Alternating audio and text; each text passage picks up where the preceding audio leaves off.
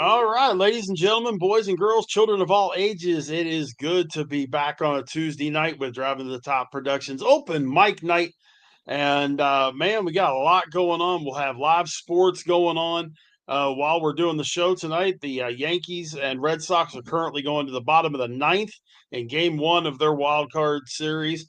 Red Sox leading 3-1. Immediately after that, actually, the first pitch will be in about 4 minutes. The Dodgers and the Reds in Chavez Ravine. So we can all tell Jason his team made the playoffs.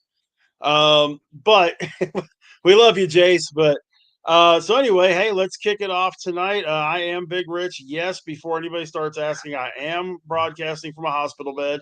Another knee infection, but I play hurt. So sorry I missed everything last week. But anyways, let's go around the horn, see who we got. Down below me, Ken the Bear fan. How you doing, buddy? Doing good. Kicking us out to all the different Twitterverses right now for open mic night.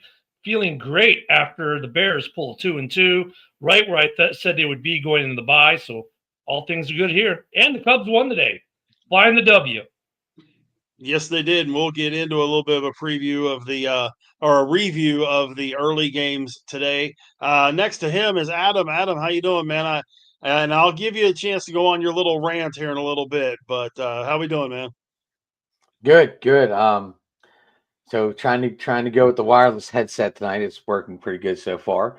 So just trying it out. It said it was at 50%, but I know I was charging it. But anyway, we'll see how long it lasts. I'm doing good. And yeah. I don't know. I'm just next to Adam is Rav. Rav, how you doing, buddy?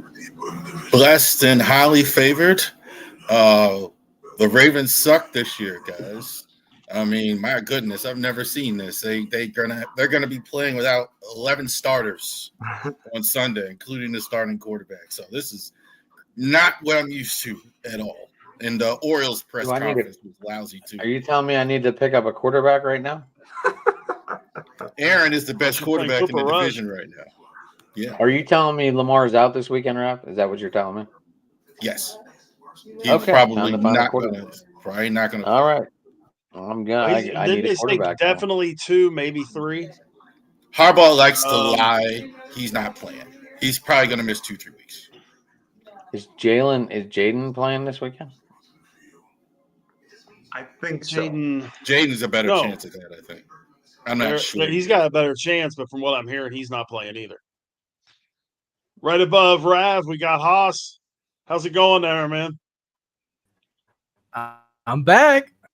I finally had somebody win this week, and the other will have their win soon. If not, I'm going to hit the panic button for them. But at least I was nice enough to, if you see above me, I actually fixed and updated that transparent logo for Driving to the Top. So nobody's face is getting blocked anymore. There we go. And to his left is Dylan. Dylan, the Floridian. How are you doing, man? You're welcome. By the way, before you get started, base hit by Goldschmidt to lead off the bottom of the ninth. Aaron Judge stepping up, down 2, Red Sox 3, Yankees 1, bottom of the ninth. Dylan, how you doing, dude? What now? You turn into John Miller and Joe Morgan, big halls. I've only done play-by-play forever, dude. Sorry, it kind of kicks in every now and then. So wait a minute, the Jags actually have a defense. We've forced 3 turnovers in all 4 of our games. And by the way, Hoss, congratulations and welcome to the win column. Yay! Hey, Hoss, did you send that package to Rav? It should, but it like Ricky Williams, it fumbled. All right, well, Rav, if it doesn't make it with your quarterback woes, just Derrick Henry had fumbled, not Ricky Williams. You ain't got to go back that far. All you have to do is watch Derrick Henry the last 3 weeks. Well, then you need to go to the grocery store and get you some butter to put on your fingers in a brown paper bag to put over your head for the game this weekend. Do you have that picture, or does Jeremy have that picture? Jeremy does. Oh, that was funny. So I hate to pick on Rav. Aaron Judge first pitch, single into center, puts runners on first and second. Bellinger first pitch into left center. You have the bases loaded, nobody out, bottom of the ninth. Red Sox up 3-1. A Aroldis Chapman's still on the hill for the Red Sox. He Early- still plays? Jeez. Art Skubal was a beast. Struck out 14 in 7 innings. The Tigers beat the Guardians 3-1, and the Cubs beat the Padres 3-1 at Wrigley in Game 1 of that National League Wild Card Series. We have the third of the 4 games today going on right now. I know Adam had reached 15. Didn't Skubal 14. strike out 15? I thought 14. They said 14 on the thing. Let me double check. I thought it was 15. Skubal was terrific No, as always. 7 2/3, 3 hits, 1 run, 14 Ks, 3 walks. Wow. Maybe there So, were 15. but Joe, how you doing, man? I'm doing great. Great to see you guys. Adam had a little rant he wanted to go on about our friends, the Guardians. So, as Giancarlo Stanton is standing at the plate, Adam, go ahead, buddy. I just don't understand how you can't hit the fucking ball out of the infield today. But they scored. Can't win games on airs, obviously. Javi Baez was the biggest laugh of the day because he had the biggest laugh at the end of the game today. Fucking. Why would you run fucking? Why would you run fucking home on a hit to the fucking pitcher with 1 out? It's definitely a contact play. 100% contact play. Yeah, there's 6 reasons that the Indians didn't do well today. Skubal. Dude had 14 strikeouts, was unhittable. That had a lot to do with it. Oh yeah, I mean, yeah, but they beat him twice within the last. Go ahead. Yeah, but he's definitely the best pitcher. He's the best pitcher in the American League, no question. And you can go ahead and flip your coin whether it's him or Paul Skeens, the best pitcher in baseball. Mm-hmm. So I mean, it's not like they lost to some number 5 starter that just rolled out of the bullpen, on a bullpen day or something. They lost to a real stud today. Here's why, and I'm sorry to just come on and start yabbing here right away, but do it, Joe. Go ahead. Since you're talking about it, the Tigers are a team to watch, and here's why. They almost had the most epic collapse in the history of baseball and missed the postseason, and now they had the Etch-a-Sketch or whatever it is, and it's completely wiped free. And you got a team that's relieved, that's here, that's that's basically playing with house money, I think, because a lot of people think they shouldn't even be there.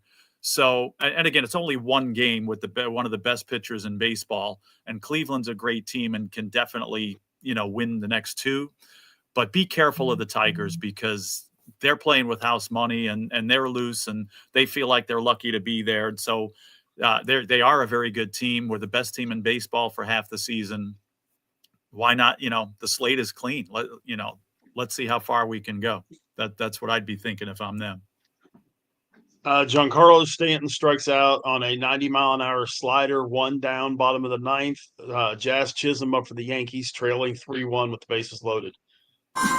And Joe, I hate to do it to you, man, but the Mets, man, come on. Oh, believe me, I knew coming on to this show I was going to hear about this. I'm going to say this, and that's really all I have to say about it. A team that plays heartless baseball for 2.5 months does not deserve to be in the playoffs. Now people blame Soto. I was talking to Jamie before our show, and he's like, oh, it's Soto and how, it worked out great for the Yankees and this and that. And I don't blame Juan Soto fully anyway. There's more that he could have possibly done as far as maybe being more of a leader and stuff. But just, again, heartless baseball. You got a guy like McNeil who couldn't hit a beach ball for 2 months. And, other guys like Alonso were inconsistent in that. And Lindor didn't take over like he did last year. This team played heartless baseball for the last 2 months of the season and have no business being in the playoffs. So, yes, I'm ticked off. I'm more ticked off than I am disappointed. Although I'm not surprised because, again, when you play like that for 2 months, I could see this coming. I would have bet my paycheck that it would end this way. I was surprised. I was truly surprised. Even though Alonso has said he is definitely opting out of his contract, do you still think that they bring him back? I hope they do. I don't think they do. But I think he belongs on the Mets. He should be with the Mets. As a Met fan, I would love to have him. I think he makes the team better. He's underrated defensively too, I believe. So yeah, he would definitely be missed if he was gone. I hope they keep him, but I doubt that they do. Joe, to me, watching the Mets, it seemed like New York started pitching once Senga hurt his calf was never the same. Like New York's bullpen wasn't that great to begin with, and then that bullpen just got way overworked. I think, yeah, they got way overworked. I mean, it's called regression to the mean, right? I'm a stats guy here. So, the Mets starting staff was subpar to begin with, and they pitched over their heads for the first half of the season. And again, just the law of averages and the tired old arms caught up with them in a way too. Or you got a guy like Clay Holmes that surpassed his innings, his highest innings limit, like in July. He still did pretty well. Sean Manaea never got going. Senga collapsed. You had a lot of these guys again just regress to the mean, and the bullpen, same thing. They pitched way better than they actually are the first half of the season, and a lot because they were overworked. It just caught up with them at the end, and the law of averages caught up with them. But again, that doesn't bother me. I expected that. But just the heartlessness and the lack of leadership and the lack of this team was playing for the last month and a half, 2 months, like they didn't have any interest in making the playoffs, like they didn't want to. Obviously, that's not the case, or I hope not, and I believe not. But just again, they were painful to watch, not because they were losing, but there was just no heart there. Soto's got to be a leader for all the money they're paying him. I'm sorry. I agree. You can't just suck all the money out and just not be a leader and be Reggie Jackson and just don't care. And it's just that just doesn't work. I mean, for me, the pitching, they got a good year from Clay Holmes, which surprised me how good he was. Yeah. But I'm just shocked with all the players they have that they missed the playoffs with the Reds, who basically only have really one good offensive player, and that's Dela Cruz. So that's what really surprised me, that the Reds actually wound up getting it. Yeah, totally. I agree with everything you just said. On the other side of the Mets, no, you're okay. Jazz Chisholm flies out to right for the second out. Trent Grisham strikes out for the third out. So the Yankees have bases loaded, nobody out, bottom of the ninth, getting no runs across against Aroldis Chapman. 4-out save. Red Sox win game 1 of the wild card series 3-1. Mr. Dalio, thoughts? Thoughts about that? I'm surprised. I got the Yankees winning the World Series. So this is a little surprising to me. No, not that they can't come back. Not that I want them to win the World Series. Believe me, I don't. There's plenty of other teams I'd rather see. But again, one game, and I think the Yankees still win the series and go all the way. But now their backs are to the wall, and it's now or never. Well, we both know the home teams are awful in these playoffs. We all know that. And it's going to get worse. Well, but they're going to be home for all three. Yeah. Right, but the home teams always are awful in these things. Cubs won today. Well, what are you talking about? Cubs won today.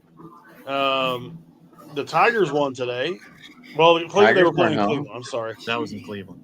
So, we're 1-2 with home teams. Ken, as a Cubbies fan, game 1, you win 3-1, back-to-back homers from Suzuki and Kelly in the 4th inning. Were you looking at this team? I mean, PCA has done absolutely nothing. It's good to see some guys are picking him up.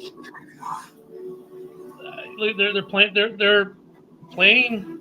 They haven't been like lights out all year. They haven't been that bad all year. They've always been able to just find that steady state and find ways to win ball games. And honestly, it kind of showed through again today. They found the way, and I think they continue to find the way. I mean, you don't have to overwhelm every game. And the Cubs are a team that haven't really done that this year. I mean, they've had moments, spurts, but I like where they're sitting right now. So, tomorrow's game 2, right? So, yes, we ended out tomorrow, right? Best of 3 for the wild card series. Yep. Ended out tomorrow, and let's go. Fly the W. And tomorrow it'll be Dylan Cease against Andrew Kitteridge tomorrow. This is W season, man. This is what happens in Wrigley. It's fly the W time. And then we start singing the song. It was funny because I wasn't able to watch the full game. My wife had minor surgery today. So I was in the bedroom, and all of a sudden I heard the song in the background. She's like, what? I'm like, oh, that's not, the Cubs just won. Because, you hear the song, go Cubs, go. Hey, Chicago, what do you know? So, well, first question, is your wife okay? Yeah, she's fine. It's carpal tunnel. They just cleaned it up. Okay. Second thing, leadoff home run, bottom of the first inning, Shohei Ohtani. Dodgers are up 1-0. How far did the ball go? It went about 375. I'm tired of the Dodgers. Dodgers are going to win it all anyway. Yeah. But talking about the Dodgers, I'm sure everybody saw this with Clayton Kershaw, and he had announced his retirement a little while ago. His last regular season home game was this past week, and I think we're all in agreement that this guy should be first ballot Hall of Fame. Am I safe in everybody in agreement on that? Yeah, without the question. But my next question is, because I heard a lot of people talking about this, he's also the last man to get to 3,000 strikeouts. And he's also probably going to be the last man ever. He might be, but he's also going to arguably be the last person to go to the Hall of Fame with one team, because he played for the Dodgers his whole career. Yeah. There's a few guys out there that may not be the case, because you have Altuve still out there. You have Trout still out there. Do you guys think that he's the last one, that one of those other guys get moved? No, there'll be someone else that are going to go in. There'll be someone else. I mean, we've seen this in all the other sports, because it's free agency and the money. But you know what? There's always going to be a couple that do their whole career with one team, and it might just not be as prevalent as it used to be, but it's still going to be a thing. Well, and that's why I'm using the prerequisite of Hall of Famer. Well, that's what I'm saying. He's not going to be the last. Mm-hmm. Okay. He may be the last for a while, but he's not going to be the last. Gotcha. Anybody else? I agree with that. It's a rare feat anyway that happens, that somebody stays with the same team their whole career anyway. Again, it'll happen again at some point, but it's going to be, I think, become more and more rare. Gotcha. I think it'd be rare for the Orioles and the Pirates and small market teams, though. I will go there. No, I don't think a small team is. They just don't. I mean, they can, because I've been killing the small markets for not doing it. But it seems like if a guy stays and they want big money, that you have to go to Boston, Los Angeles, New York, Chicago, etc. I don't think you're going to be able to do it. I don't think you're going to see it in Sacramento or. I don't know, man. Because Chicago, I mean, like, we let Rizzo go. We let basically most of the guys from the 16 team go. Guys move on because teams change direction, and they don't want to. They want to chase another ring if they're going to, rebuild or redo things. Guys left Chicago. Almost the entire 16 team left to go in free agency to other places, and some of them the very next year. So I don't know if it's a big market thing, Rav. I think it's just more of the players will chase the money, and there'll be a few guys who will stay with one team because that team will be willing to pay the money. But like, look at Ohtani. He could have stayed where he was, but he moved. They have the money. He went from LA to LA, but still, it's going to be more of a rarity because the guys want to make these big, massive contracts, and there are teams who are like with Rizzo with the Cubs when they traded him because they were going to do what? They were going to rebuild, reset. I think that's more that's a big piece of it now too. Teams they don't want to hold on to the guy for 10 years anymore. They, after 5 years, they're like, all right, we're rebuilding this thing. So it's going to be, pitchers might be and actually, I'll take it a step further. I think the only way you'll see it is with pitchers. They're like the only ones who are somewhat immune. But if you're a position player, you're a dime a dozen. Yeah, you may be phenomenal, but I'll trade you, get a bunch of draft capital for pitchers. Pitchers are the guys who mostly stay. And I'm only talking about Hall of Fame level guys. Yeah. Personally, I'm not talking about because you're going to have a David Ross get in there or certain guys just for whatever reason they're hanging around or their bench guy or whatever utility. You're going to have, but I'm talking about the high level guys. I think what's going to happen where you're not going to be able to keep certain guys. Teams just don't think that way. They're going to have to move to other teams like Crochet. You're seeing like moving and freed, etc. But Baltimore has money. Minnesota has money. These smaller market teams have the money to spend. They just don't want to do it. I agree with that. You get a guy like Joe Mauer, perhaps. Didn't Mauer spend his whole career with the Twins? He did. So that's an example. Again, it's going to be extremely rare, but you'll have little cases here and there, maybe over a 30, 50-year period, but it may still happen. And that's not just an MLB thing. That's an every league thing for the most part. Right. No, you're right. Dylan, you wanted to throw something in?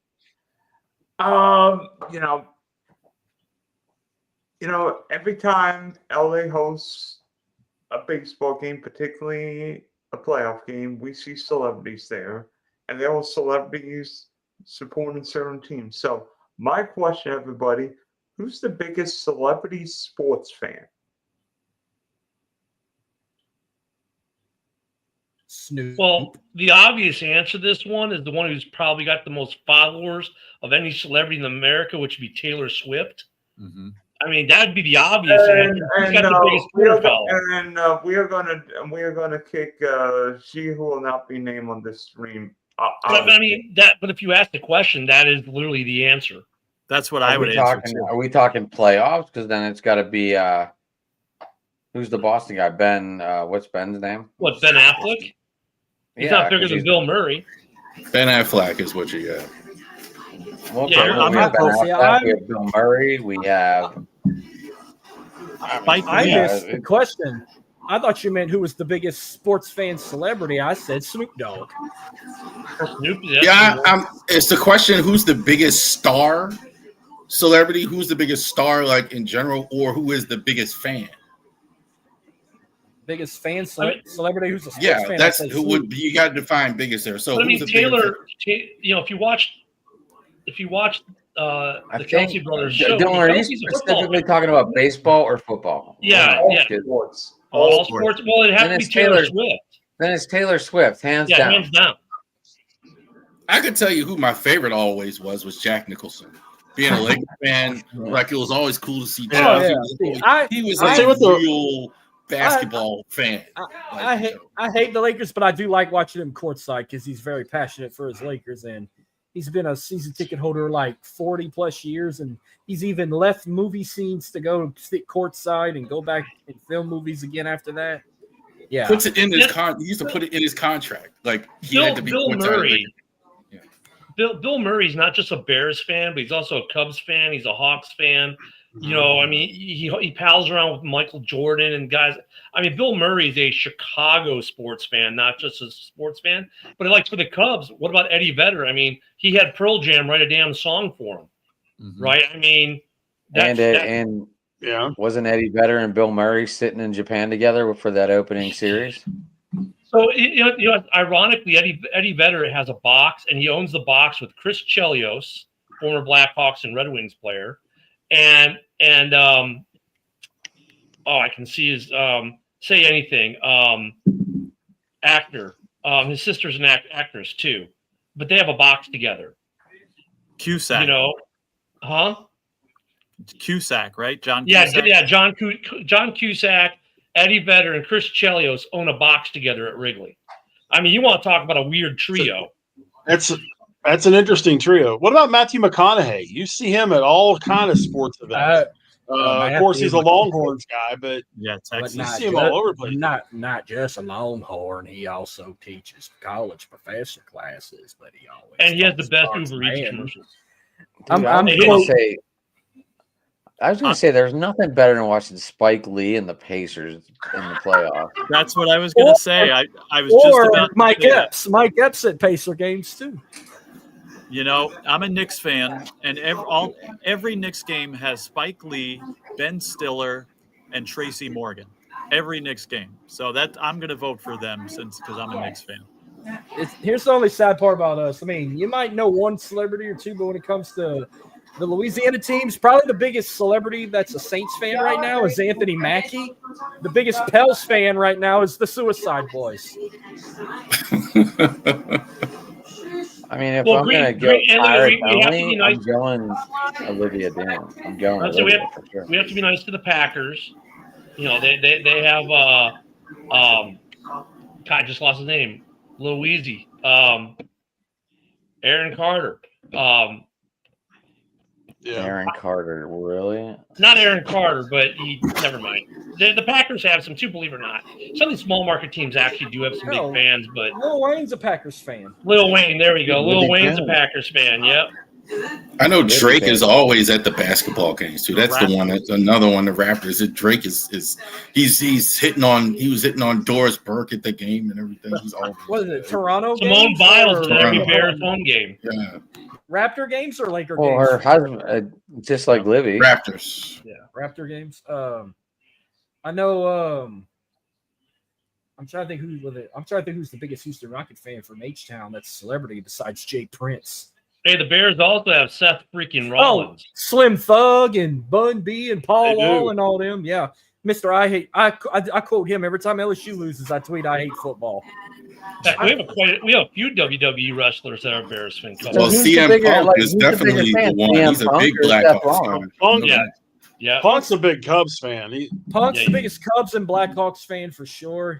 I don't know about the Bears. I'm pretty sure he likes them, but I know Cubs and Blackhawks for damn sure. He's a big hockey guy. He likes particularly hockey in particular. Who does the intro for the Hawks games? In their pregame, he does the intro for the Hawks every game.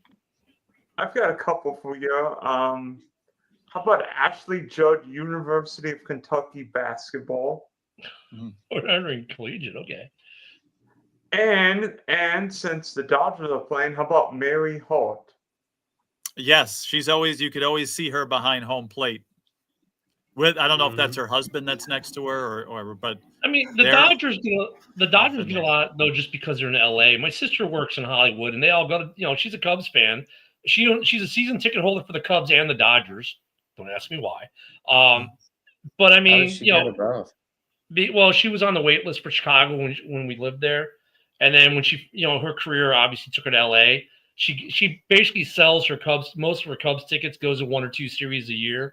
So they pay for themselves, and then she goes to all the Dodgers games she can. So I'm sure she's at the game tonight. But every game I've ever been to in LA, and I've been to quite a few Dodgers games, you'll sit down. Oh, there's Don Cheadle. I mean, it's because these guys live in LA. Where if they want to go watch baseball, you got to go see the Dodgers. I mean, because you're not going to Anaheim, which is also a nice stadium, but it's by why don't you see a lot for these other teams? Because they don't live there. That's the only reason. I mean, Chicago, you see them now because more stuff's done in Chicago. More stuff's done in Atlanta. That's why you see so many guys at Atlanta games now, because Marvel shoots out of Atlanta. All the Marvel stuff is done in Atlanta. That's why you see Chris Hemsworth and these guys all going to Atlanta games. Well, for people don't know, Chicago is the gateway to the country. Whereas as quiet as it's kept, that's still true. Like, you cannot go west and be east and not go through Chicago. There's no such thing, and that's why Chicago. You can go through Atlanta route. You got the Dallas route, man. And you can go through Dallas. If you live in the east, and a lot of times, I mean, I'm talking about like if you're trying to go west of Chicago. I'm talking about if you're going to the West Coast and you're coming from the East Coast, it's hard not to go through Chicago. You're not going to go to Atlanta if you're trying to go west. Like, you're going to go. That's the way it's I think it's pretty close. But I think Southwest will send you through Atlanta first before they send you through Chicago now, right? No, I just did. When I went to Alaska for my cruise, I went from Pensacola to Reagan to Chicago, then to Seattle. On the way back, it was from Seattle to O'Hare to Reagan to Picola. So even when I went to Wow. Europe Should even most of my Europe trips, going to Europe during right as COVID was starting in 20, we came home through Chicago, through O'Hare. O'Hare is a massive gateway. Delta's big in Atlanta. That's why you get a lot of Atlanta. But remember, Chicago's a hub for United and American, and it's their biggest hub for both. So that's why I was saying that. So St. Louis Midway calls is itself the Southwest, Ken? gateway. St. Louis Midway is calls- more Southwest, Ken? Southwest is now at O'Hare now. But They're at Midway, right? Midway is mostly Southwest. They're at MDW, right? And smaller airlines, but now Southwest also flies into O'Hare. So, and O'Hare's expanding again. O'Hare at one time was the busiest airport in the country. Now it is Atlanta. But Atlanta, Chicago are pretty much 1-2. A big one, if you're going west from, let's say, here in Florida, you got to go through Houston. Houston's big if you're going to Cancun, Cozumel, Puerto Vallarta. Even if you're flying out of NOLA, you're going to go to Texas. You I talking have about flown out airports? of NOLA to go to Texas to go to Mexico. You talking about airports? Yeah. Yeah. Louis Armstrong is not that big of an airport. It ain't like Bush or the one in Atlanta. Or JFK. That's the three biggest. Yeah. And the one in Chicago. That's the four biggest airports I've ever been to. I've flown to a lot of Louis Armstrong. It's funny. You think being in Pensacola or flying out of NOLA, you could catch a direct flight to Cozumel or Cancun. You can't. You still got to go to Houston. Don't ask why, but when I went to New York, Houston. we Go got ahead, rerouted. We got rerouted to Chicago due to a blizzard. What? We know how to deal with that snow in Chicago. That's why. And we got stuck in Chicago for 3 days. So I got a taste of Chi-Town while I was down there. Chicago has the best USO of everything. USO is great. Like you get to eat all the free stuff. No, Like, the best one I went to. I would kill to go back. Though. I would kill to go back to Pequods to get another deep dish. SeaTac used to have one of the best USOs, which is Seattle. SeaTac was really good. St. Louis has a good one because that used to be a thoroughput for basic train for everyone at Fort Leonard Wood. They had a good USO. Now the USO that operates out of O'Hare, the Great Lakes chapter USO, they're a really good USO. They funded our DVD we did when we came back from Iraq. Jacksonville's USO is really robust for as small as a base. It isn't as small as Jackson's as an airport. But yeah, it's a pretty decent USO at O'Hare, depending which one you go to. The one that used to be in the old Admirals Club is better than the original one, which is up on the second floor. But yeah, SeaTac had a massive one because they had like 3 bunk rooms because that's where you'd go if you're going to Korea or Japan. You'd fly out of SeaTac, out of Seattle. And that had probably one of the biggest USOs I've ever seen. So what happened in this day in 1972? September 30th. Well, I wasn't born yet, but I was close. No, but I can tell you it happened against one of our guys on the panel here's team. Can I say? Is this something to do with Roberto? Oh, Roberto Clemente.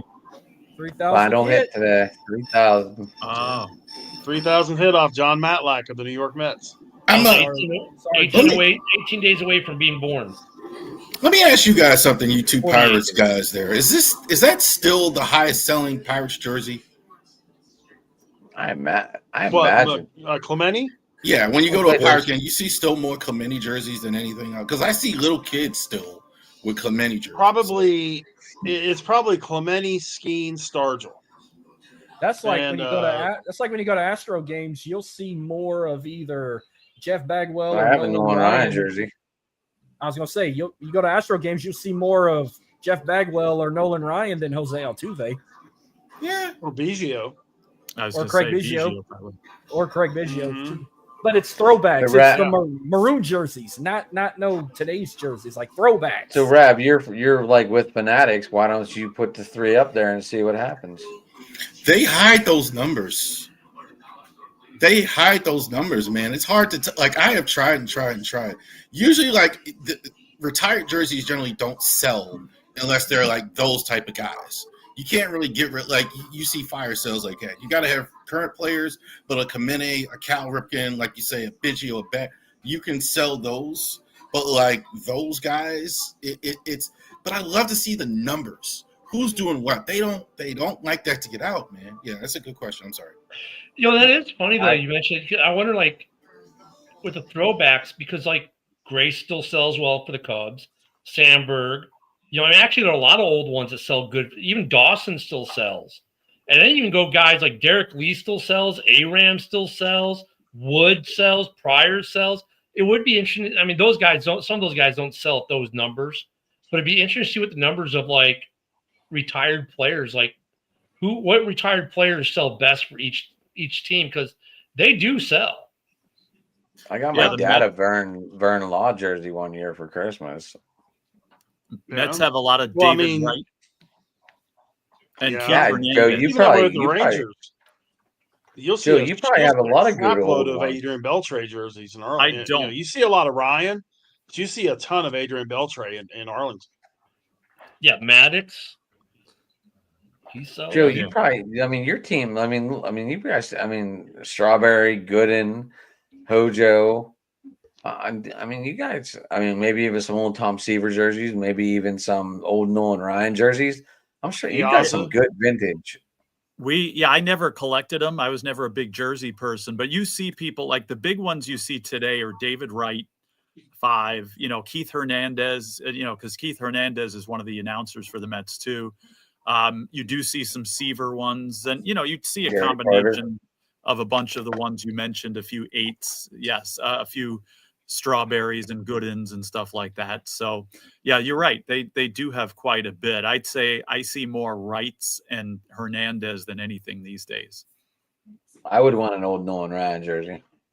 Yeah, and you don't see those with the Mets. You'd probably see them with the Astros, like you guys were saying. Or even Astros maybe with the Rangers or even the Angels or something, but you don't see him with the Mets, even though, again, he was a solid pitcher with them. Yeah, he's kind of thought of as a Ranger and Astro. Yeah, like you're right. He did he pitch with the Mets and different teams before, yeah. Mm-hmm. He won his only. Like Gretzky, about the Angels, too. Well, that's like Gretzky, though. Like, you don't see too many St. Louis Blues Gretzky jerseys out there, or sweaters out there. But they do sell them at their fan shop. So, I mean, some players are funny like that. Gretzky, you see mostly Oilers and Kings. Mm-hmm. But those are. I never see Kings, Ken. I've never I see them, but I see more Oilers. Yeah, mostly Oilers, then Kings. Mm-hmm. But every so often you see a St. Louis one. People forget he played for the Blues for a year. Yeah, he was about 60 when he did, and that's probably why you don't see, the Blues ones. But I do see quite a few Kings ones, but obviously mostly Oilers. Retired ones are funny. Like when I was younger, I would say I saw a lot of Brooks Robinson jerseys, a lot, but I don't see them anymore. I see still Cal everywhere, obviously, but like, that's the shit you find at garage sales now, Rev. Yeah, like a Mike Mussina, Hall of Fame, you don't really see it. Like, or Jim Palmer. I think he's even gotten to the point where you don't really see a lot of those jerseys. But you get to the point, though, Rav, I think with some, like, for Cubs, like, most of my jerseys are 03 and 06 guys, Wood, Pryor. I've got Sosa and stuff like that. And then, I got Baez. But then, like, I haven't bought any in a while. So, like, if I go to a game, I'll probably rock a Kerry Wood or an Andre Dawson because I'm an older fan. And I think that's how, like, even you go to Bears games, you're going to see, if you go to Bears games, you're going to see a lot of Urlacher. You're going to see a lot of Tillman. Of course, you're going to see, Peyton. But you see a lot of current. But when you talk about the older jerseys, it's like you can age the fans out by what jersey they're wearing, because if it gets to the point, I think as we get older, we're like, man, I'm done buying jerseys every year because I get a Fields jersey and 2 years later he's a Steeler. And the Steeler guys are like, oh, I got my Fields jersey, and now he's a Jet. So the older fans are like, forget it, man. We're waiting to buy a jersey now. It's the younger fans get the new jerseys. The older fans, we get burnt out on buying, having to buy jerseys every year at $200, $300, $400 a And y'all can get those jerseys at ravenrysports.company.site, where you can get all your Ravens. Not unless you go to Not unless you go to what's that fucking app? DHgate. That's where I get my jerseys from. Like $30 a Dylan, piece. what do you got, man? Oh yeah, you get those. I like All right, those. guys. It's Tuesday. You know what that means. I want everybody to give their top 5 power rankings. And Big Sexy, we're going to start with you in the top left. Well, that was a tough one to put together this week. Fuck, But at the same time, I mean, my bad. yeah, and I'm probably going to get some people mad at me when I do this, but I'm going 5-1, by the way, for those that are wondering. 5, I gotta go. 5, I gotta go Pittsburgh. As they're sitting right now, I gotta go Pittsburgh. The Steelers have won 3 games by what, 10 points? Okay, but they're 3-1. The W is a W. You know, you look at my number 4 would probably have to still be Detroit. Number 3.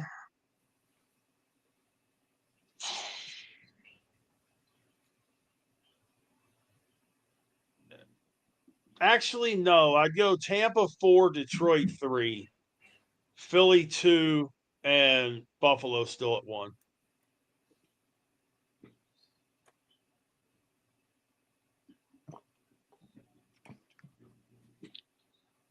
Hoss. Ooh, okay. Anyone 5. else? And if I'll you go. say Houston 5, Houston 5, I'm leaving. No, Houston 5. I'm joking. New Orleans Yes, after 5. that big win, Haas, they moved up to 5 in the power rankings. No. 5. This might be a surprise because I was actually impressed with how good he turned this team around, and I have to put them up there, but I'm going to get a lot of backlash for this one. I put the Colts at number 5. That's valid. 4, I'll go with the Lions at 4. 3, I'm gonna say Tampa Bay. 2, the Philadelphia Eagles. Number 1, the Buffalo Bills. By the way, the Colts should have won if only Donnie Mitchell hadn't Deshaun Jackson himself, and then he held on JT's touchdown, but that's here and there. Joe. While Joe does, I got to go receiver hunting because now I got to drop Malik Neighbors off my fantasy team. Whoop. Yeah, as a Giants lover, that hurts. Terrible. But all right, As an guys are gonna LSU laugh. guy, that hurts. yeah, you guys are gonna laugh Is at me Tyreek- for my number 5 pick. Is Tyreek But I'm- Hill retiring with the way he went off the field, smiling, waving? Was that Yes. it? I wish You I think so? would have retired like that. He might be Maybe. forced to retire after seeing that. But all right, so you're going to laugh at me for my number 5 pick, but this NFL team is laughing at the entire NFL for burying them and leaving them for dead and thinking that they were going to completely go away. They're called the Kansas City Chiefs. All right, they've played tough teams. They're 2-2, yes, but they've played a tough schedule. They're getting guys back. Again, I hope they fade away and go away forever. But again, they're laughing at the league right now that these guys actually thought we were going away. So I got the Chiefs at 5. I'm still sold on the Packers. I know some people here would disagree, especially fans of teams in the NFC North. I still got the Packers at 4. Again, questionable game, but they're going to be there. They're a Super Bowl contender. Number 3, I got the Detroit Lions. Now I'm going to go against, even though I'm a Bills fan, I still have the Bills at number 2. And until I'm going to say it every week until it happens, until somebody beats them and until something changes, Philadelphia Eagles at number 1. Charles. I got Tampa at 5. I think Baker Mayfield is one of the best quarterbacks in the league. Certainly now with all the injuries, you got to look at Baker Mayfield. What he's done in Tampa has been very impressive, even without Mike Evans maybe for a little while. So Tampa is very impressed, even though they lost. The Rams, I really like the Rams. Stafford's playing well. Their defense, I think, is really good. Young, they got a good young group on defense. Detroit's been phenomenal, I think. Their offensive line is still really good. I'm still worried about. They're not missing the coordinators. They're still really good as well. Buffalo's number 2. I think their secondary is a little flawed. I'm still like they're scoring a lot of points though. Like they're gonna. This may be the best offense right there. And Philly, number 1. I don't know what Brown's problem is. I just don't get it. Why is he so still mad at Jalen Hurts? The Eagles don't throw the ball. Jalen Hurts didn't have any passing yards in the second half. When you don't have to throw the ball to win. Why throw the ball? Brown's not going to get a better situation than what he's got right now. I don't know why he thinks it. I don't know. They just gave him an extension. You're not going to get my money. He needs to cut it out. I don't know what. I mean, somebody mentioned today. I saw on podcast today talking about him. Maybe he's mad that he's not going to get Hall of Fame votes. But okay, I mean, I don't. That's the only thing I think that's going to derail them, like themselves. But he held his head high and was like 4-0 on Twitter, or was that a joke? No, it's not a joke. He's been him and Hurts can't get along. The high road. He's taking the high road.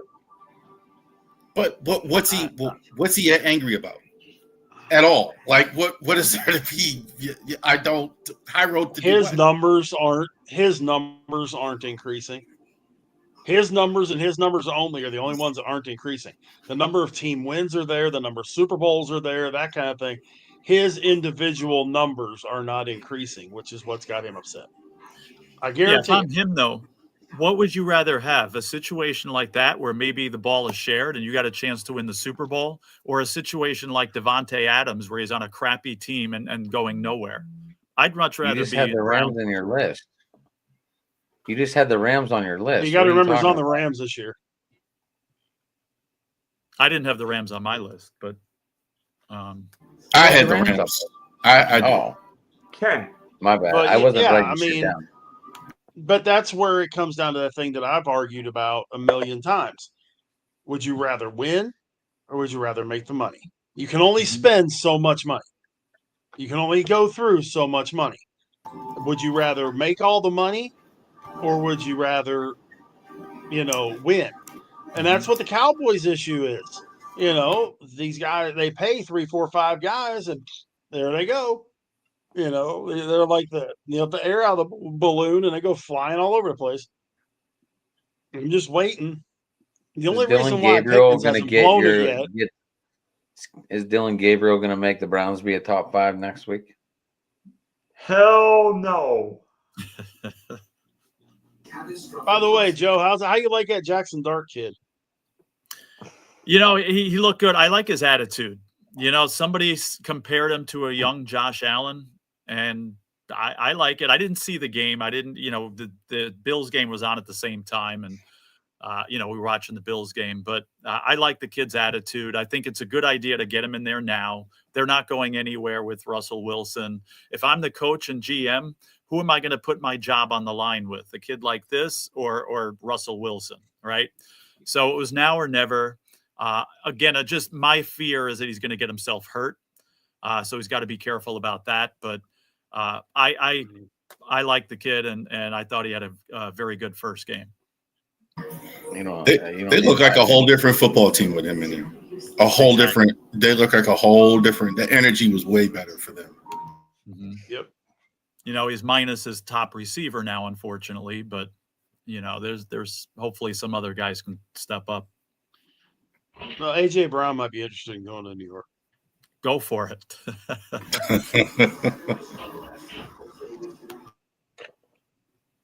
It's okay. When CeeDee Lamb comes back, Pickens will want to go somewhere. Okay. I mean, he can enjoy all the balls he's getting now. When CeeDee Lamb comes back, all those balls are going back to CeeDee Lamb. I hope he realizes this. Is it me, Dylan? Yes. Okay. I'm going to go with the Detroit Lions at 1. Week 1 was just the miscommunication week. They steamrolled Baltimore. They steamrolled Cleveland, the number 1 defense in the league. and they made it look freaking easy. Number 2, I got to go with Buffalo because, well, Josh Allen, dude's just ridiculous. That's all I can say. That's enough said, right? I mean, he reminds me of Jay. He's got like this Jay Cutler quality. Jay Cutler didn't care. He'd hit you. You know what I'm saying? And he's just that grit. Just you want to follow him anywhere. I can't. If the Lions Bills ends up being the Super Bowl, oh, it's going to be fun. At number 3, I guess I'll go with the Eagles only because they're undefeated. And so until they're not, they deserve to be in the top 5. Then I'm going to go with Baker and Tampa at 4 because I agree. Baker's the most underrated quarterback in this league. And I would say Baker's going to do Baker things. And people are like, yeah, but, he's Baker Mayfield. Look at he sucked when they cut him. I get why he wasn't that good when he got cut. The psychological mind fuck that he went through after resurrecting Cleveland. And then the way they did him, I get where his headspace might not have been there. But you watch him now, the dude's fearless. There's nothing. He's comfortable. He's at home with no matter what injuries you put in front of him, no matter what obstacles, he finds a way. And he almost did it again against the Eagles this week. The Eagles are damn lucky they got that W. At number 5, this was a little tougher. At number 5 is a little tougher. I can tell you one thing. It's not the Green Bay frauds. They got. Look at. This is the way the NFL works, okay? The Packers destroyed the Lions, who destroyed the Bears, who destroyed the Cowboys, who tied the Packers, who lost to the Browns, who then got destroyed by the Lions, all while the Vikings are saying, thanks for saying this to Europe for 2 weeks. That's the NFL in a nutshell. It's such a wacky thing. At 5, though, Rich, I understand. Look, the Steelers are close for me because they're starting to you like before this week. I'm like, what's your identity? And they're starting to answer that a little bit more. But I'm gonna keep it in the NFC and be an NFC homer this week on it, and say the only other team in the top 5. So the only AFC team in the top 5 for me is going to be Buffalo, and I'm going to go with LA with the Rams because once again. You got a quarterback who just does things. You know what I mean? He's the one that, like, there are 2 guys in this league specifically. You can look at their team and say, yeah, but they're dog shit. Yeah, but Stafford's going to do Stafford things. Or you're going to look at Tampa and go, oh, man, but they suck. Look at the injuries. Yeah, but Baker's going to do Baker things. And those guys do repeatedly. So that's my top 5 for this week. Mm-hmm. Gotcha.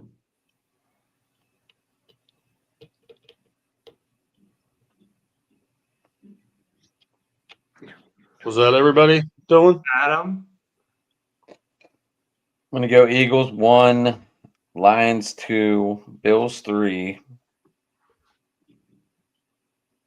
And roll the dice for the other 2. No, I'm kidding. Yeah, I guess you got to go Colts up there. They have a lot of points for. They have 123 points for. So that's good off. That's some power ranking on numbers at least.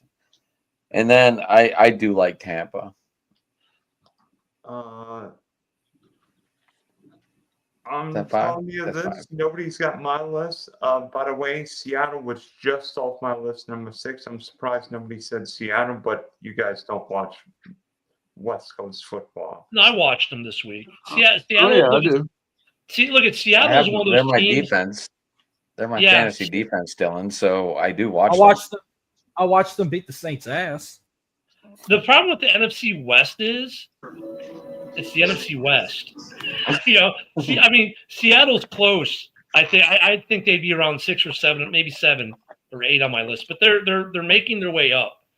But the NFC West is kind of like, look at who would think that the Niners would be what they are right now? None of us. I did. The West is a little. That's why they don't get as much love. And I miss Mike McDonald every day looking at the defense the way it's looked the last few days. Mike McDonald's defense would not look like that crap we got the last few weeks. This guy could coach on defense. This defense, I played the they're going Jets. to have a good defense for years. I played the Jets, who are looking crappy as shit right now. That's the Dolphins. That was the Dolphins. You're talking about not Mike McDaniel, Mike McDonald. Oh, Seattle. my bad. There's a lot of mics. Sorry. Anyway, They are like the Washington Bullets. Like they're always in the middle. Like they're never good, they're never bad, they're never in the line, they're kind of stuck there. They're gonna win 7-8 games, maybe 6 games, and they're gonna kind of stay right there. Well, I mean, think with Seattle, everyone's waiting for the wheels to fall off the Sam Darnold bus. By the way, can I reveal the real list? Yeah, let's see your list. Top 5 list. let's hear the real list. We need like an intro for that. The real number list. 5 is going to shock all you guys. Shocker. Because one of the under 200 teams left is number 5. Okay. And that would be the Buffalo Bills. I'm still worried about Buffalo's defense. Joe, you're not the only one worried about Buffalo's defense. I am too. Yeah, we got some concerns about that. Number 4. Maybe number 4, and I am scared to death because one of our teams faces this squad in a primetime game this weekend. The Kansas City Chiefs. I am scared to death to play the Chiefs on Monday night. They get Rice back in what, 2 weeks? Yeah. Yeah. Well, no, They're after gonna- week 6. So week 7, they get him back. Number 3. I don't care if the Packers played a 40-40 tie with the Cowboys. I think Green Bay's still one of the 2 or 3 best teams in the league. Number 2. How about the second best coach and a top 5 quarterback in football? The Los Angeles Rams.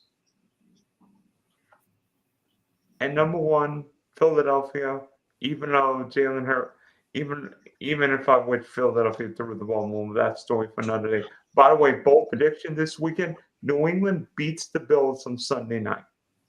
Hey, I got a question. Can Romeo Dobbs' helmet get any bigger than it is?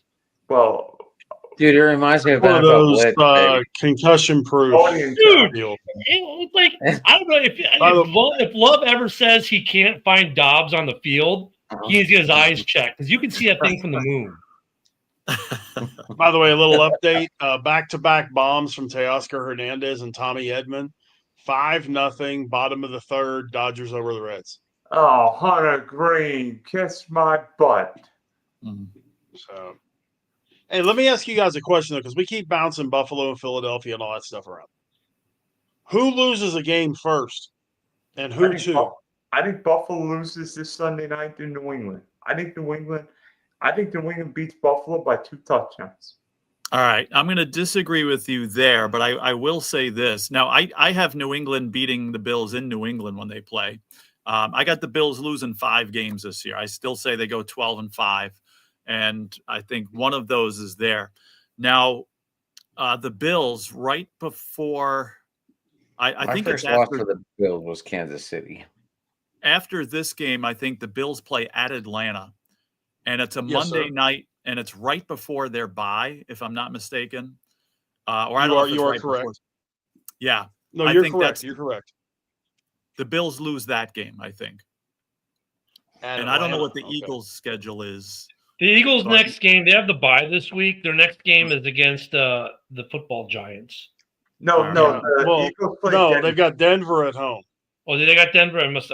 Why did I see this? They have Denver at home, at Oh, the they'll beat them. Giants, at the Vikings, There you Giants at home.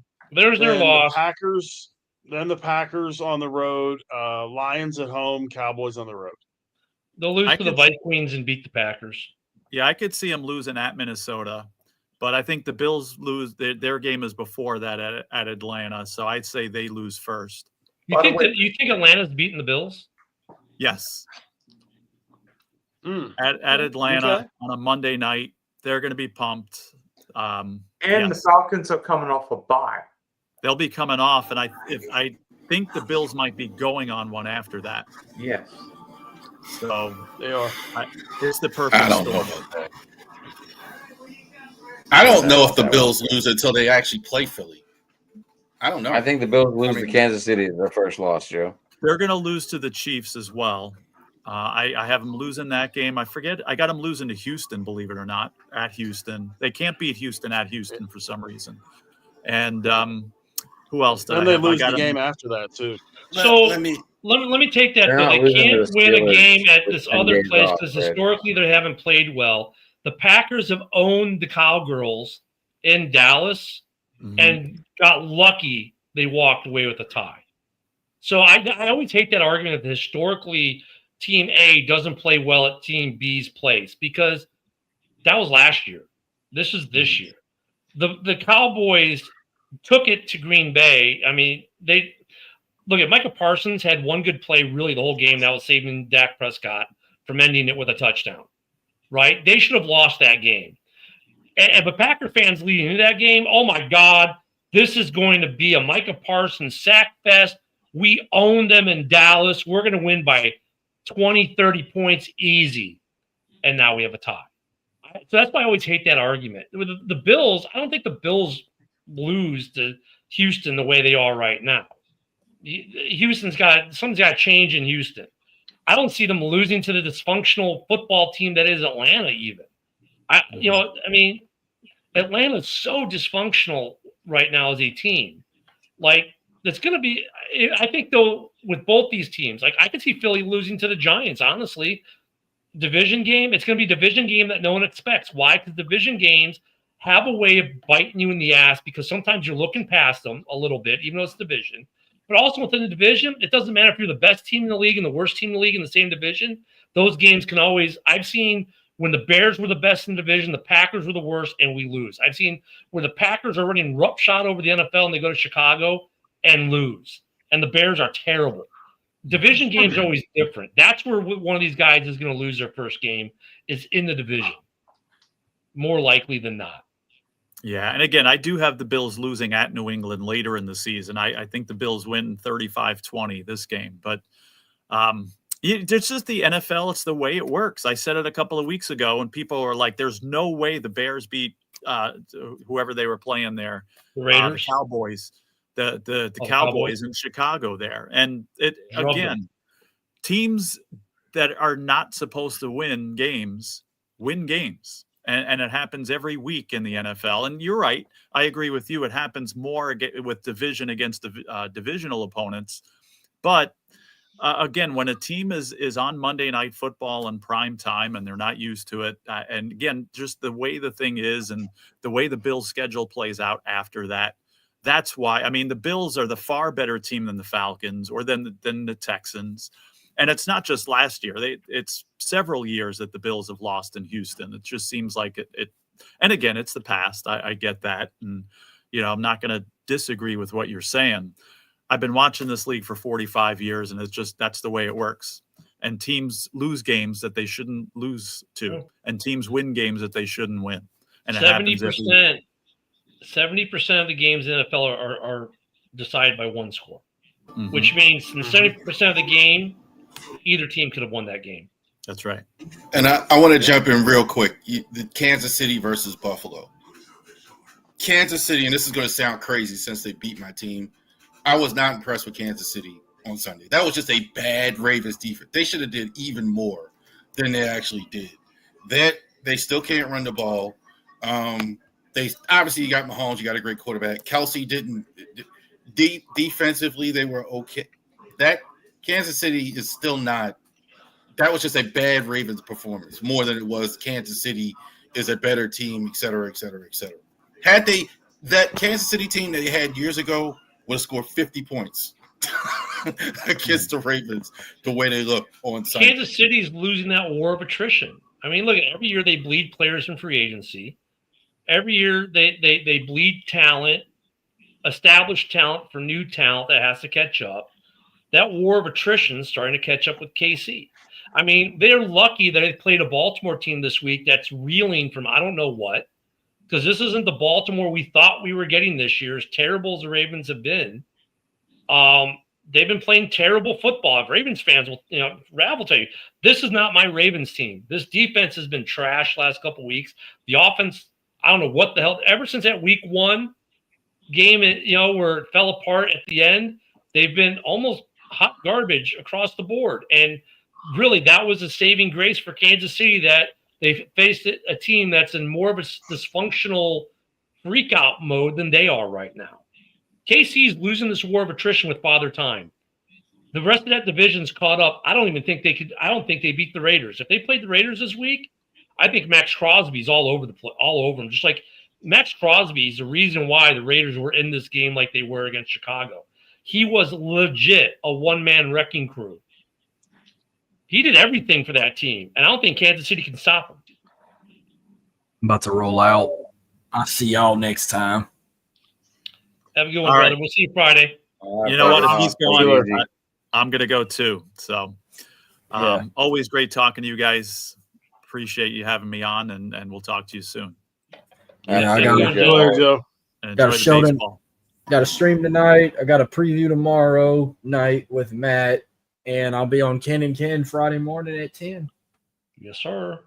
By the way, you should have seen Matt and yours truly stream for an hour and a half yesterday. Oh Lord, how'd that go? Sure, he was happy about the Ravens. Yeah. That was I bet he was. I saw the reaction show with them too, and I was just like, "What?" They were not a happy camper. You know, a team to watch. I just mentioned they're not going to make in the top 5 anytime soon. But since we're talking about Kansas City, is watch the Raiders. I mean, Joe on the morning show, he's a diehard Raiders fan. He was really bitching about Geno's quarterback play, but really, when you rewatch that game, Geno got pressured into those throws. The Bears didn't get any sacks, which Bears fans are like, we don't have any pressure, but they're getting pressure on the quarterback, making them throw the ball away early, which is why we have 4 turnovers in each of the last 2 games. So the Bears are getting pressure. They're just not getting sacks. But the Raiders, that defense gave – if you look at this week, the Raiders-Bears game versus the Cowboys game, Caleb was uncomfortable this entire game. And Max Crosby just was on another planet, on a completely other planet than everyone else on that field. Watch the Raiders. They were double teaming him too. They're like the Bears, first year, new coaches, new coordinators, new schemes. They're getting better and better. Genty ran all over a weak Bears rush defense. Our rush defense is terrible. But the Raiders are a team. Watch out for them. They're going to be pretty good at going forward. I tell you what, Ben Johnson, man, scared the you know what out of that reporter, man, when she asked him that question about the game, man. Ben is we're seeing this now. Him as a head coach, he's pretty daggone intense, man. At all times. Very. The dude does not smile. And we had a little HOA thing down our fishing pier. We have our own pier and boat launch. So at halftime, I went down there. So I missed that interview because I was in the car coming back to the house for the game. But I saw it today. I'm like, dude, if people haven't realized, Ben, that dude does not crack a smile ever. He is. And the thing when they ask him about plays, and now the Chicago reporters are catching and say, hey, what about that play where Dylan did this? And he's like, yeah, I don't know. I have to go watch the film. He's like, 'cause I'm in the moment. I'm in the game. I have to go watch the film. Then I can tell you about it. But asking me a question after the game about a specific play, he's like, I'm too involved in the game, moment to moment, to tell you what happened there. So when he's very Belichick-like. That's what kind of reminds me of, like Belichick, Greg Popovich is kind of. That's what that reminded me of. Popovich and Doris Burke always like. I love him. Every time anything Doris would ask him, he's like just gives this snarky answer or doesn't really want to answer the question. He doesn't like, that type of stuff. I just think it's funny that it was a big controversy. He's like, because he doesn't want to sit there. He knows what the question is, so he's going to answer it. Well, how do you think we'll be okay? And I got a game to kill. I don't have time for you. I mean, that's one piece though where he's got to get better. The NFL's going to come on him. They're going to come down on him and say, hey, look, we expect coaches to speak to reporters, either going into the locker room or coming out of the locker room at the halftime. That's something you must do. They're going to force him, the NFL will, to be less like he was this week. But reporters need to know you can't ask him certain things because he's kind of disconnected from it. You know what I'm saying, in that way. I always say John Harbaugh, like I compare him as a cross between Bill Belichick and Bill Parcells. He has more media polish in general, but I don't think that's who he is. I think he's more like Ben Johnson. If he had his way, he wouldn't do none of that. It comes out at times where that I think that's kind of how he is. But and Ben Johnson has to learn that Parcells type stuff where he's just kind of pretending to answer questions or be a little bit more. Yeah, he doesn't care. He's trying to win a game. He's just like, I got a game to go coach, whatever. So, did you share this interview, Ken, or is it not on Twitter? I didn't saw see it. I saw it on a Facebook reel today, actually, because someone was griping about it, and I saw a reel. I'm like, really? This is what you're being controversial about? Really? Okay. Oh, see JB with the comments there. He's on. Yeah, JB, you got to tell your editor is not a producer, okay? He's either an editor or a producer. He can't be both. Or publisher. I'm sorry. Well, guys, I got a boogie, man. So Well, you get hopefully I'm getting out of here tomorrow. Oh, you are? Hopefully I'm getting out of here tomorrow. Good. This guy is broadcaster from a hospital. That's more courageous than a Suge Knight in the prison. He's doing a podcast. This guy in a hospital, man. Yeah, I tell you, that's bad. That's awesome stuff. Get well soon, Rich. By the way, check me out. Thanks, Killer Sports 1, Smoky Spectrum Sports, Big D Podcast. And you know what? If Taylor wants to go swimming on Monday night, we got a pool just ready for her. You guys all take it easy, Adam. We'll do this thing tomorrow night if everything goes according to plan. Sounds good. People Right, get a boys. hold of I you. appreciate you guys. Hey, get hold of me, Big Rich 8371 on Twitter or X, whatever we're calling it this week, or Facebook. My name, Rich Richardson. And, of course, here, Tuesday, Wednesday nights. I swear I'm going to get back to these NASCAR shows on Mondays as soon as I get myself straightened out and quit getting sick. But we'll get that going as well. But I appreciate you guys, and I'll holler at you here this week. Have a good Sounds one, brother. good, Be Rich. well. I'll talk to you tomorrow. Keep me updated. Let me know. We'll do it, guys. Thanks. Alrighty.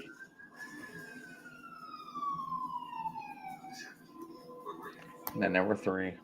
I was about to say the same thing. We getting out of here, boys? Or are we gonna keep going? Or are we getting out of here? Up to you. That's I mean, up I to can you. always watch. I got some Chad Powers to watch on TV today. Yeah, I'm going to get to this Dodgers game here in a second. The Doyers. The big The bad Dodgers. Dodgers and all that. They're up 5-0, Rav. Well, they were. Well, last time we got the update. Jesus I Christ. always question my sister about that. She's a Doyer. They call them the Doyers in LA. She's a big Dodgers fan with season tickets to the Cubs. I'm like, that just doesn't. Ooh, Spounce have 2s in my Plex. I'm watching that next. That just does not compute for me. I'm sorry. I mean, how can you be a season ticket holder for the Cubs and be a Dodgers fan? Well, let me ask you a question. I was going to ask him the same. I was going to ask Joe the same question. Are you a White Sox guy? Fuck no. Fuck. Why no. not? Sorry. Southsiders. That's what I don't understand. Like New Yorkers kind of do the same thing. They have to be Yankees fans or Mets fans. Or Dodgers.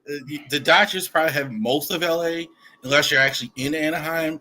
But I don't understand that. How could you? It's a North Sider, South Sider thing. I grew up a North Sider, so I've always been a Cubs fan. My aunt though worked with Chuck Comiskey, so I used to get Sox tickets all the time.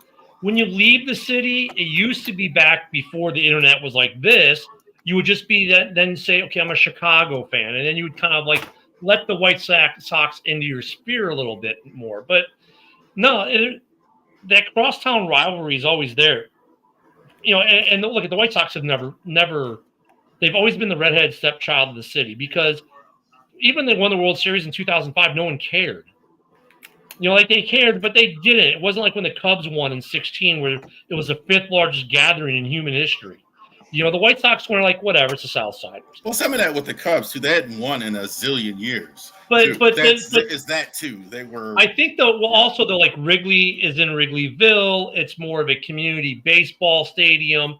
It's got that welcoming atmosphere at the bars and everything. And then Comiskey, right across from now the Cell, right across from it used to be Henry Horner, the projects, When they were building Comiskey, there were bullet holes in the back of it because they were shooting at it as it was being built. So that it doesn't it had that more of a austere environment feel. Just the hood. So, yeah, it wasn't as welcoming to Basically. fans. So there was always that divide. Then it was like, I think the Cubs have always just had, more of the heart of the city than the White Sox did. And the White Sox, of course, selling the World Series probably didn't help at all.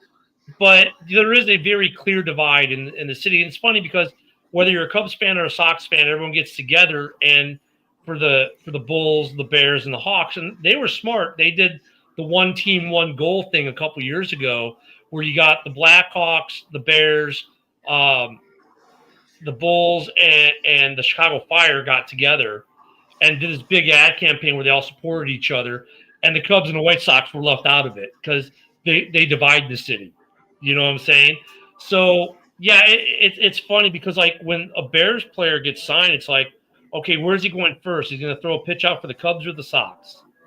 And that's an issue in Chicago, let me tell you. Not for Bears fans, but if you're a Cubs or a Sox fan and Caleb Williams came to the Cubs first, which he did, oh, my God, the White Sox fans were not happy. It's a thing. It's a thing. But, yeah, the L.A. thing is different because L.A. and Anaheim, they're totally different worlds. Like Baltimore, people kind of assume that with me too, like that I care anything about the Commanders and I don't. I don't care. But that's literally two different cities. That's not the same, even though they're very close. They're not the same place. Like Chicago, that's the same place. Like they don't care. I think. You're 20 minutes away between Baltimore Stadium, the stadium in Baltimore, and the stadium for the Redskins. Is about what 25, 30 minutes? Oh no, that's about an hour. Well, the difference between Wrigley and Comiskey is about an hour. It's about an hour. It's not. Yeah, it's not that far. It's not Boston. It's like Boston and Gillette. They're not even close. Yeah.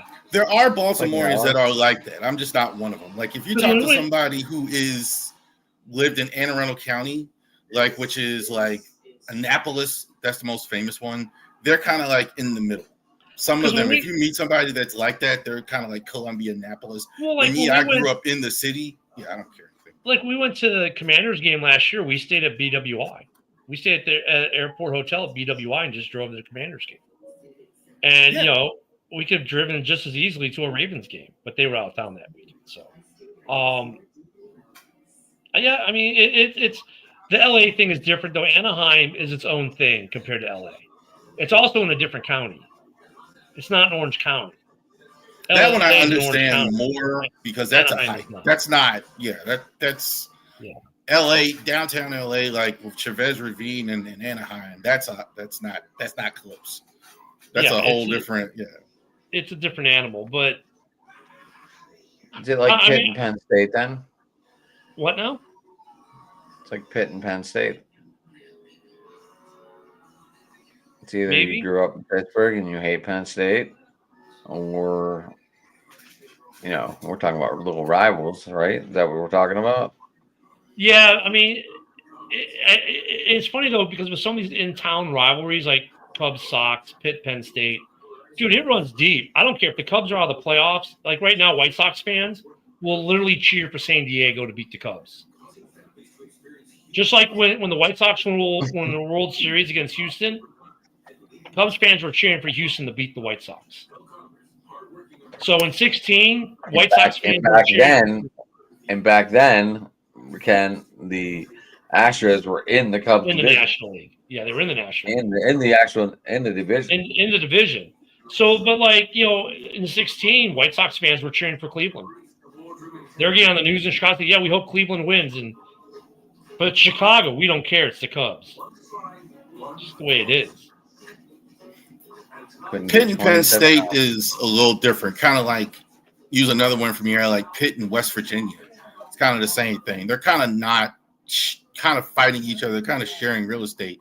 Whereas with the baseball, like that's really not true. I mean, the Cubs being good doesn't mean the White Sox can't be good too. The Yankees and the Mets kind of the same. It doesn't make any difference. It doesn't change anything. Whereas like Pitt is good, then Penn State maybe isn't as high, etc. Well, yeah, because I mean, and look at the Cubs trade. You know what's funny? The Cubs and the White Sox trade with each other all the time. I mean, they're like, look, Sammy Sosa came to the Cubs via the White Sox. I mean, the White Sox are just horrible. I mean, they're just a train wreck. I mean, you could go. I mean, there is. I'm not so convinced that they're not going to move out of there if they get a few more years like this. I mean, it is really friends and relatives. I mean, they are clearly the second team. They're a bad baseball team. You're not any close to good. Even when you are good, you are, like you said, the second team. So I don't think that's going to happen. I think they try and keep them, but I could absolutely see, like, Nashville, Orlando. That would be one team I look at if I'm trying to buy a team and move it or whatever, or expand. I'm like, hey, man, White Sox. I don't know. There's a lot of history, though. I don't know. Yeah, I mean, also because ownership owns the Bulls, so I don't think they're leaving. Well, Reinsdorf is already got a succession plan for what's his name, Ishmael, to buy it like once because he's in his 90s now, I think. Reinsdorf. Yeah, but as I'm saying, is like I don't think if one leaves, they both leave. I don't think they're gonna split it up. I mean, the White Sox aren't gonna leave. I don't think the Sox will leave. And look, when they've been really bad. See, that's the thing where the Cubs are really bad. They still fill Wrigley. Why? Because Wrigley's a big beer garden at that point, and baseball happens to be played there. So the Cell has never had that feel. The Cell has never had that beer garden party atmosphere because there's nothing around it but concrete.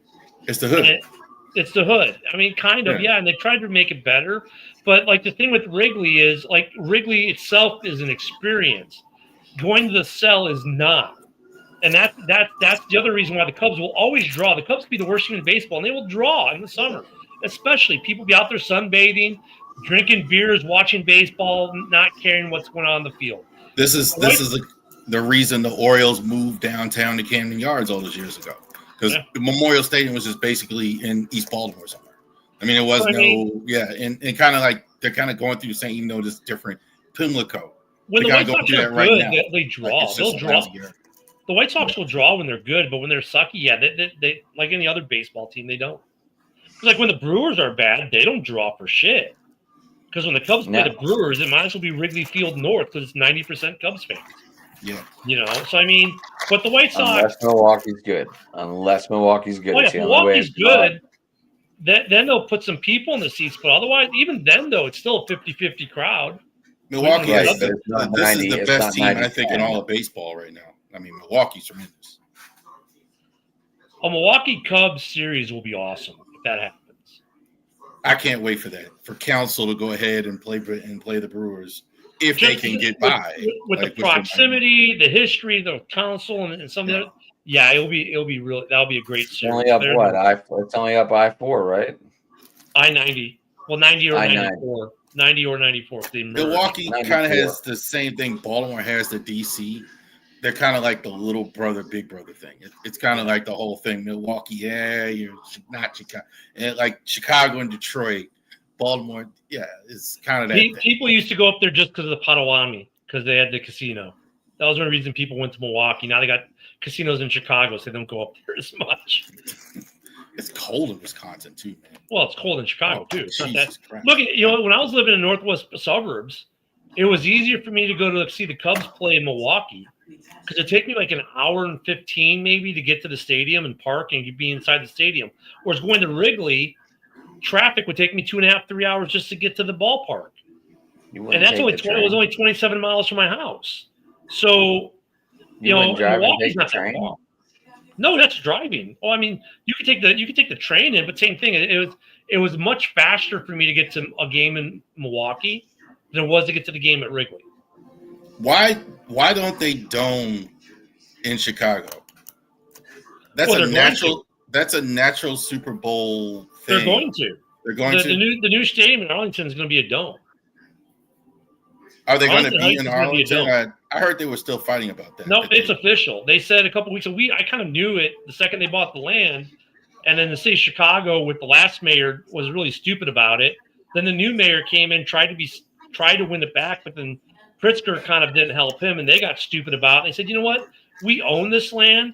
and Arlington Heights is going to work with us. So you know what? Because Chicago doesn't want to work with them because they don't want to give up any money because they're too busy without trying to be political. I'm sorry.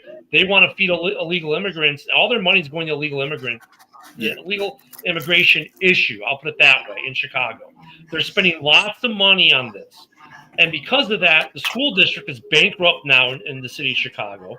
They don't have any money to keep the Bears or give them tax breaks. So they can go to Arlington Heights. We're like, we'll give you tax breaks. And by the way, you own all this land, and they're going to build shops and hotels and have all this other stuff there.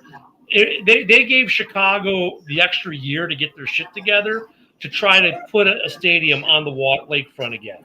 Because it is beautiful. It says Chicago. But the city of Chicago couldn't pull its head out of its fifth point of contact long enough to get it done. So they made it official, 3 weeks ago, and they said it's going to be Arlington Heights, which makes complete sense. It's easier access from O'Hare for people flying in and out. It's going to be – they own it. So when the Super Bowl is played there, guess what? The Bears make that money, not the city. They can maintain the fields, not the city of Chicago, because the city of Chicago cannot maintain Soldier Field for jack. That's got to be one of the worst playing surfaces in the NFL. Why? Because the city of Chicago is the one managing it. Here's the thing with that, too. These cities say that over and over. Well, we don't want to use the public money, blah, blah, blah. We don't want to do that. And they are so angry when they do what the Bears are doing. The same thing happened with the Commanders. They generate money. Jack Hay Cook did that by himself. That's why it's way out where it is. He spent his own money. He didn't ask for a dime. And all they've done is had his hands in his pockets for this and that and that. Oh, so now you don't like it when he goes. So the only thing, Cook County is not mad because Cook County is both Chicago and Arlington Heights. So they're staying in the same county. Arlington Heights is only like 25 miles from downtown. It's not that far, 25, 30 miles. It's not that far, but it's going to be better for them with the airport, transportation. It's just look at 80% of the season ticket holders live in the northwest suburbs anyways. And now you own the land. You are not a tenant anymore of anyone. You don't have to worry about any of the politics in the city of Chicago. Like you're not beholden to the city council or the Chicago Park District. You're beholden to none of that. You just pay your taxes to the city of Arlington Heights, and you decide what you want to do with your facility. They never make it that easy. I heard you, but they never. I'm telling you, the city's pissed. But the county, these relationships, they're very. What's going on? I've been talking about it. What's going on in Oakland was a complete disgrace. Complete disgrace. Like, why are the A's in Sacramento at all? I'm surprised the league hasn't stepped in. And I think they're giving it free, and that's why. Go ahead. But that's when the politicians don't want to pay for stadiums because they always say we shouldn't have to spend taxpayer monies for you to have a stadium to play in. But dude, these teams generate so much money for you. So they say the city of Chicago says, well, we're not going to give you any tax breaks. Why? Because we want to spend whatever reason. And now they're mad the Bears are leaving. That's tax revenue they're losing. Like every ticket, every food item, every piece of paraphernalia, game day scorecard, all that tax money now goes to the city of Arlington Heights. Why? Because you don't want to basically, I don't want to say give a kickback, but give them a tax break. So because look, $1 billion stadium is not cheap. No one has $1 billion just laying around. So that's why they ask for some of these tax cuts so they can afford the bill. But the trade-off is we are creating a bunch billions. If it cost me $1 billion to build a stadium, that's $1 billion of revenue that just got made by the city in tax. Well, not $1 billion of revenue, but $1 billion of taxable income that just got made from all the construction companies, all all these contractors. All that tax revenue is now gone. It's going to go on Arlington Heights. And then after it's built, all the Andy frames, the food people, the souvenir people, the parking people, that's all tax revenue. All the money it's made off, everything involved, that's tax revenue that the city and the state and the county make. The city shot itself. Any city that doesn't want to give money for a stadium because, well, we shouldn't give you $200 million. Why? You're going to make it back in 3 years. In tax revenue. And here's the thing. Those other things we're talking about, schools, all that, blah, blah, blah. Who says they're going to fix any of that anyway? Right? The city of Chicago's not because that's always the you act like, okay, well, we don't do it, and now we're going to. No, you're not. Yeah. The Chicago Public School District went to the city government, said, look, we're going to go bankrupt unless you give us money. So give us this money over here. And they said, no, we need to house these people over here and not give you the money for education. So Chicago, we know where they sit. If you watch Mayor Johnson and J.D. Pritzker on TV, I'm familiar. I know what's going on. You know where their head's at. They could care less. They're fighting this national fight that they have no business fighting right now. And it's a national issue, not a city issue. And that's why the Bears are walking. And Pritzker said the Bears will get zero money from the state. And they're like, okay, cool. Then when we don't give you anything, don't bitch about it. City of Baltimore is just as bad. Just as bad. That's a whole nother. But they're lucky if they don't have soldiers walking down the street in both cities pretty soon. That's a whole. Go all the way there. But we're kind of getting into that. But there's a reason why certain things are happening. And when they do happen, what's ironic is how certain things that they're designed to stop happening, yet if people are not happy, it's stopping. The bad things are stopping. They're more concerned about politics versus be it your football team or safety or education. And it's a whole story. We could do a whole political show on that, and it would get ratings out the wazoo for sure. But I mean, in terms of like these cities now they're letting their politics get in the way of their professional sporting teams, and that's like it's going to be problematic for some of them, like it is right now in Chicago. The Bears are gone. I mean, they're going to Arlington. You've screwed the pooch because of your politics. Yeah, and they're not caring. These guys are so rich. These owners got so much money. I mean, they got the. I was just telling my daughter the other day what FU money means. What does he care? Like what? This the is why you're McCaskies seeing. Don't have that. They will soon. I mean, they will now because of the 2% of the team. Yeah, because actually no, they won't. They bought 2% of the team that was a minority holder. They bought it back, so they're spending money. But you could say once the stadium's done, they'll be worth 10, 12 billion. There are some of the old. They are in the old guard, the McCaskies, the Roonies, etc. Yeah, they don't have the billions and billions and billions of dollars. They probably have millions, but not billions. They got. Let's don't get it to the TV money alone, bro. They're getting at the end of they cut them a check. NBC, ABC, they cut them a huge check. Before Davis, when Davis built the stadium in Vegas, because Joe on the morning show tells the story all the time. He was worth $500 million before they built the stadium. Now he's finally worth over $1 billion. But Mark Davis was worth $500 million. He's old school, old ownership money, right? So the Davis family was worth $500 million. I would probably think the McCaskies are somewhere in that ballpark, but they're not like some of these owners are worth billions of dollars, like the Crafts, or Jerry Jones. But they're up there. I mean, they're a major market, so they're probably, but it's not cheap. To run a franchise and to build a stadium is a huge undertaking. Cincinnati was smart. The government in Cincinnati was smart. They gave in enough to Cincinnati to keep the Bengals in that stadium, and they'll get a new stadium eventually. And Chicago is going to get a dome stadium now, and the Bears are going to build it in Arlington, and they're going to host NCAA Final Fours and Big Ten championship football games and Super Bowls and WrestleManias and all these other things. They're going to generate tons of revenue, not just for the Bears and their ownership, but for the city. The city of Chicago will make a little, but Arlington Heights is about to make a truckload of money. My dad was the postmaster at Arlington Heights. It's a suburb of Chicago. It's a decent-sized suburb. They are going to be rolling in money. You got to be also too, and again, it gets more expensive when you start. The investment that you make, because like I mentioned, I do live near the Commander Stadium. That wasn't anything. That was just farmland. Yeah. All that. Now you have the casino. Now you have the highway. Now you have. So that's what's coming too. So just keep that in mind. That's the sound of the price going up. Yeah. Well, Arlington Heights is a suburb. It's not like it was It's built up. The only reason they have the space is that's where Arlington International Race Course used to be. So they took out all the horse racing buildings, and it was a huge area. Because like with the Rams, they built where Balmoral Racetrack used to be. But in Chicago, really, outside building where Arlington is, unless you created some space by the lake, there's nowhere in the immediate area to build. You'd almost have to go further out of the city, a lot further out from the city to find space to build.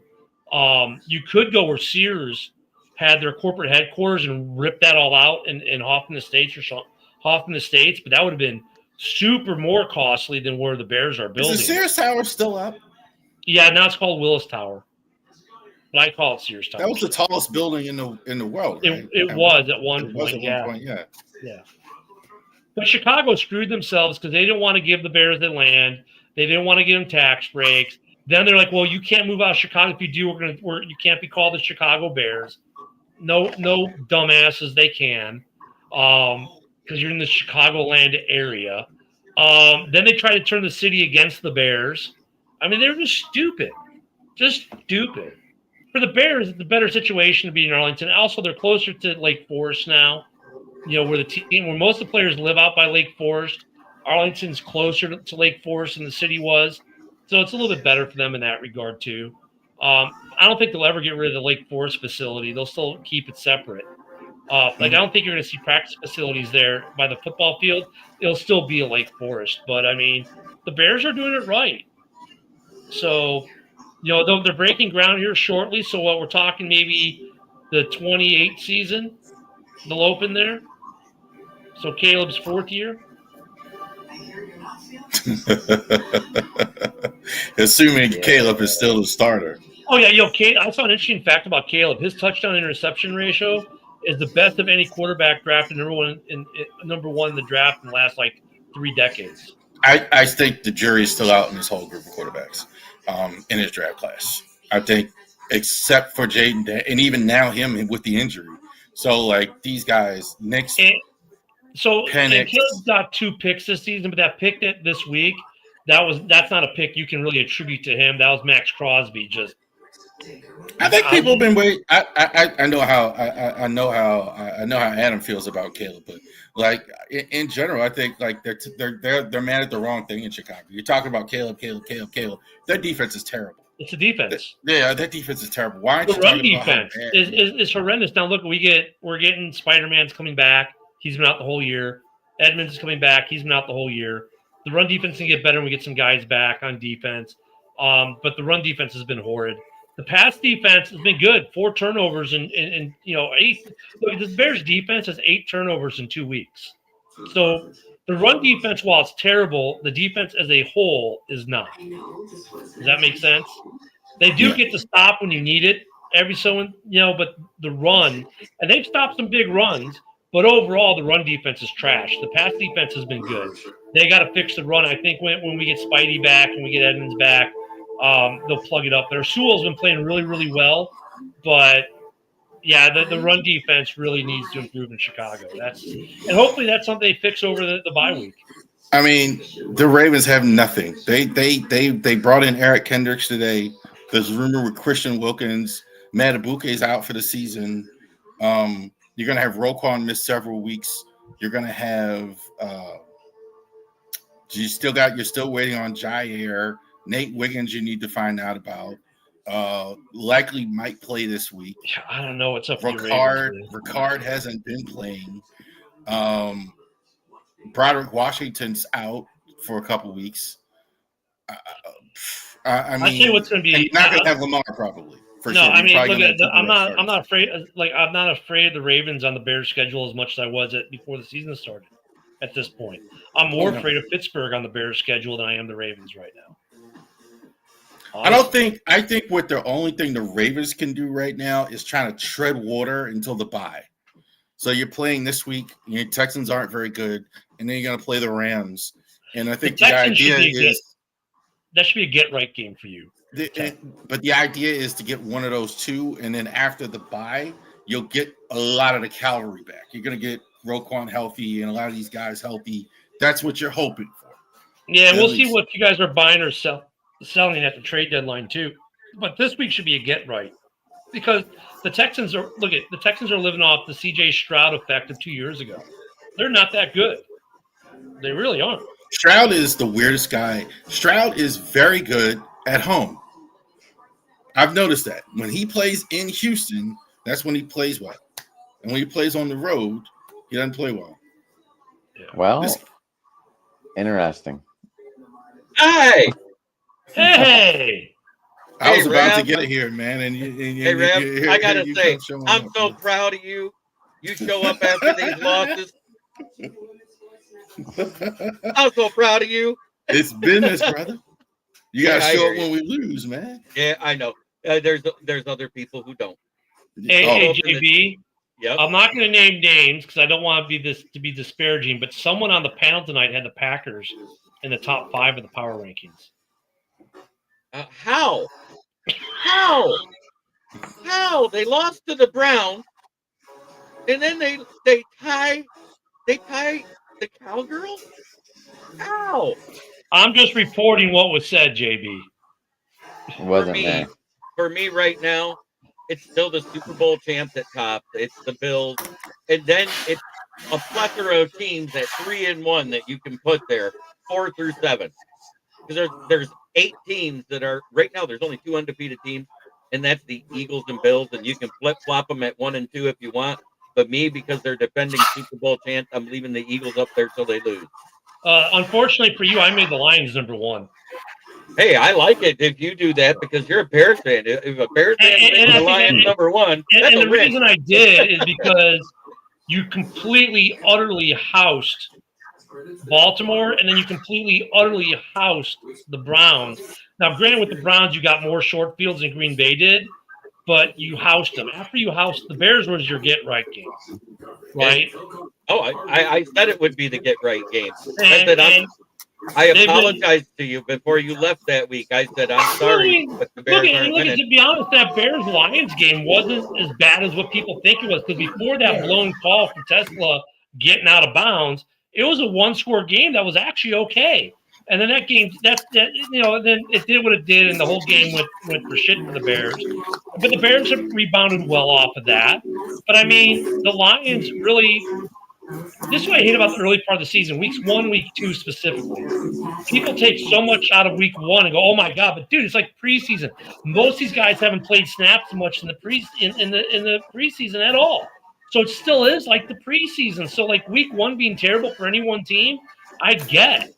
Week 1 masks a lot of weaknesses too because other teams aren't where they should be at. So you can mask your weaknesses sometimes in week 1. Now, as we get into weeks 4, 5, 6, 7, we're starting to see what these teams really are. And I think Hutchinson is the best defensive player in the league right now, not named Myles Garrett.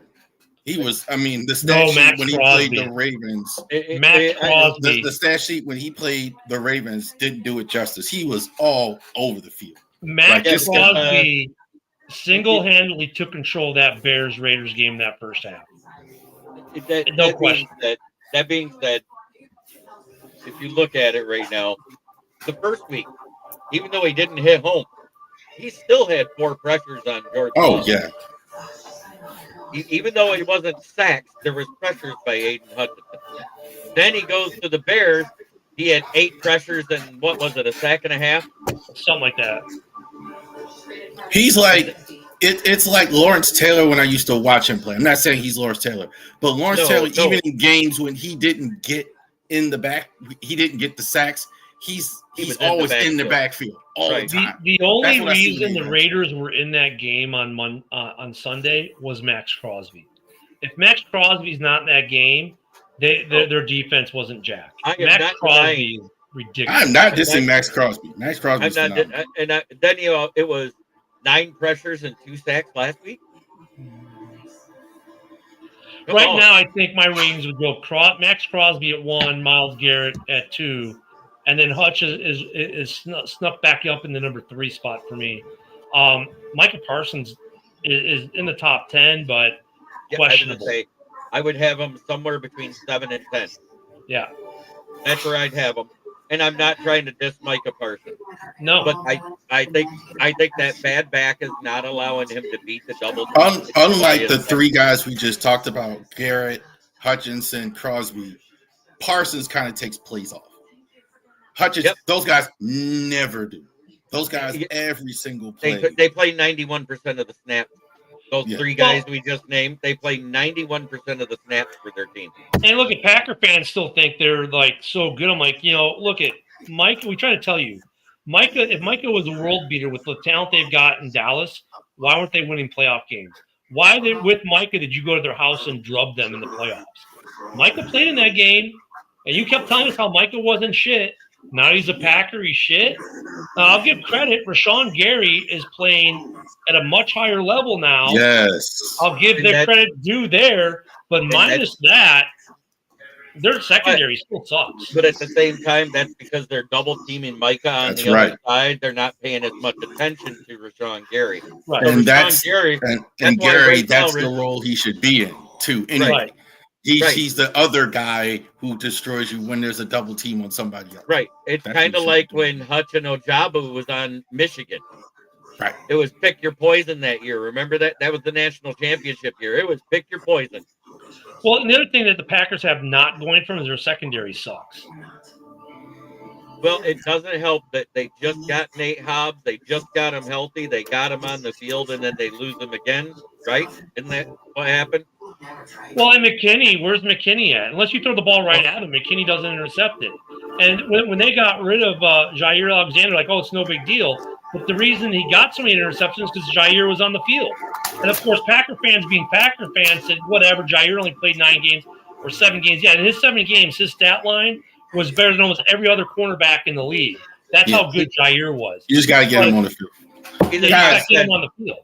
All right, so I got to go here, so I'm going to go ahead and outro here with the Packers and y'all are 2 good teams here instead of the Ravens talking. Listen to that. So thankfully, I wanted to say to Adam real quick though. How about them Guardians? They beat themselves today, Jeremy. They beat them fucking selves today. Fuck. Hey, but I'm flying the W right there on my other chair. All right. Flying the W today. So tomorrow, Ravery Sports Podcast is on Wednesday night on the Driving to the Top around 11 o'clock on the Ravery Sports Podcast around 8 o'clock. We're going to talk about the Ravens Chefs debacle that we just had. We're going to preview the Texans and the Ravens this week. Maryland playing Washington in college football this week. So we're going to talk about that. We're going to recap the Orioles season and all that. And we're going to talk about Mike Elias's pathetic. He's another one. He's just so political, Mike Elias. Just terrible press conference. You know what's weird, though, before we hop off, is I did find out the Lions made 3 moves today. They cut former Michigan wide receiver Ronnie Bell from the practice squad, and they signed Trey Summers, that used to be a Packer, to the practice squad, and they also signed Trey Flowers to the practice squad, cornerback. Interesting. The Bears had him for about a week and they cut him. Yep.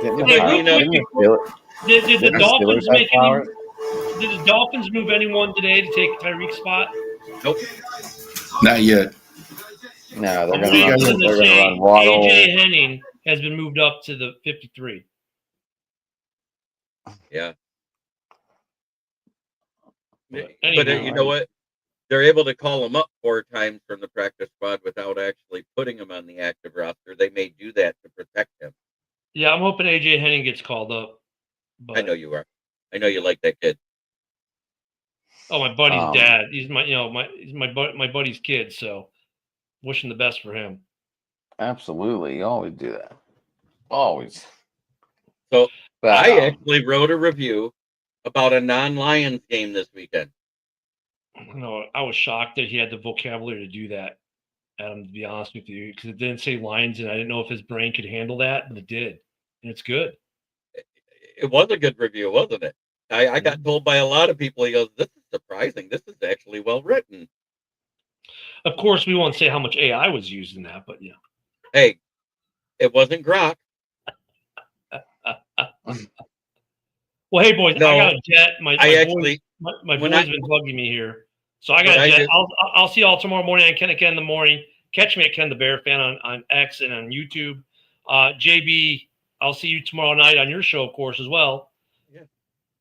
What's up, Adam? Ken, I don't whenever I share your stuff before you get out of here, it comes up as a new post. Like I can't like whenever you're live, I can't share it like a normal post. Like I have to share it like a live video. I'm just letting you know. It doesn't. That's why whenever I share it, it comes up like from me. I'm just letting you know. Are you trying to share it or are you quote sharing it?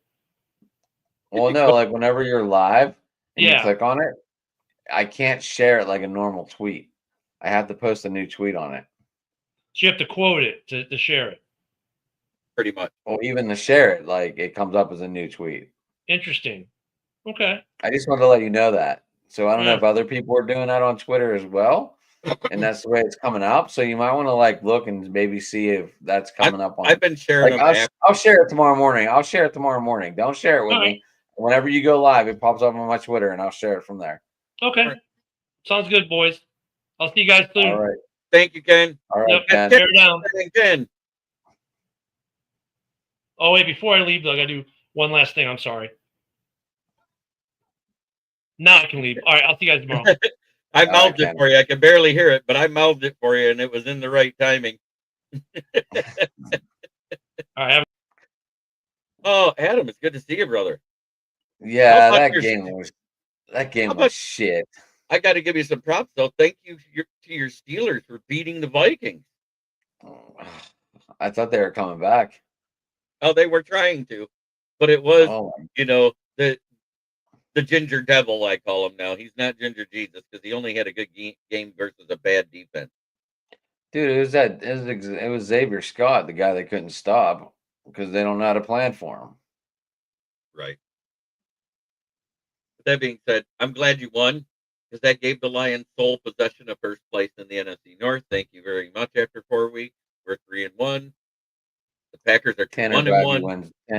Tanner Bobby wins tomorrow. Oh, you hope because it's a 3-game series. If you don't win tomorrow, you're out. Right. They should have won today, Ken, or Jeremy, and you know it. The guards should have won that game today. Yeah, no, you had first and third with one out, and the guy tried to bunt, and it went the wrong way. Yeah, they did. Then Jose running home on a hit to the pitcher. Yep. It was like 3 errors, and that killed the whole game. And it was all running errors. It was all running errors. No, it was that plant. No, it was the outfield fall whenever that the line shot by Riley Green. Whenever Carey hit second because the guy fell and he ended up going to second on the air, and then Torkelson knocked him in, right? Mm-hmm. And that made it 1-0. That was an unearned run. The second run should have been unearned because Kenzie came off the fucking bag, and that added another out to the inning. That should have been an error on Noel, and then that was it. And then it was like every time they started getting going, they just ran into another running fluke. Dun, dun, dun, dun. Well, I think tomorrow 1:00 we'll see. Cincinnati Reds are crap. Cincinnati Reds are crapping the beds in LA right now. They're down 8-0. Is it 8? Well, I mean, when Ohtani leads off and goes yard right off the bat, you know you're in trouble. Yeah. And then what? Hernandez and Tusker went back to back. Guess who beat the Yankees today? I should have my Red Sox hat on. That's the one I should have on. Yeah. I can't believe you're wearing a Cleveland hat on a loss. Look, I'm still going to support my team there, Jeremy. Jesus. I love the Red Sox 40-47 hat. It was one of the first hats I got in the 47, so I will always love that hat. I'm a Red Sox. I have a Clemens jersey. I have a Williams jersey. I might have another one out there. So I really just wanted to make sure I could get in at least to do that little salt in the wound about the game today. I'd like to get a throwback Cobbs jersey though. Oh yeah. Ty Cobb? Yeah. I'd like to get one. I'd like to get a throwback Cy Young.